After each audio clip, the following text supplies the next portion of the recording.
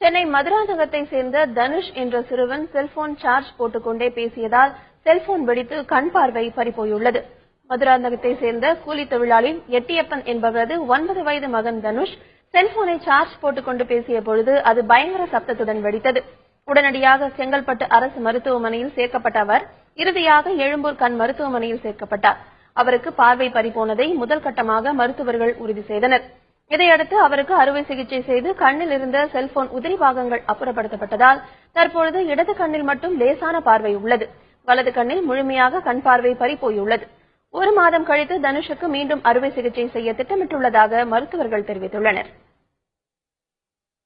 Charger இருக்குல்ல, பெரியவங்களோ சிறியவர்களோ, ஏன்னா cellphone இல்லாம வாழ்ந்துடுறான். 2 கண்ணையும் இப்ப இந்த குழந்தை இறந்திருக்கு.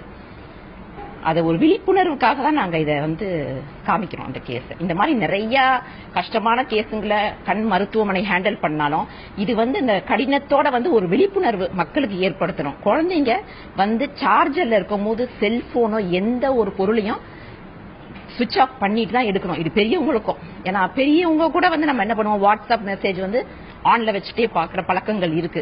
அன்னைக்கு எல்லா மருத்துவர்களையும் கூப்பிட்டு காமிச்சேன். இந்த மாதிரி ஒரு இன்சிடென்ட் Facebookல தான் நம்ம பார்ப்போம், வாட்ஸ்அப்ல பாக்குறத கண் முன்னாடி பாக்குறோம். எல்லாரும் அவங்க குழந்தைங்களுக்கு அனுப்பிட்டு இருந்தாங்க.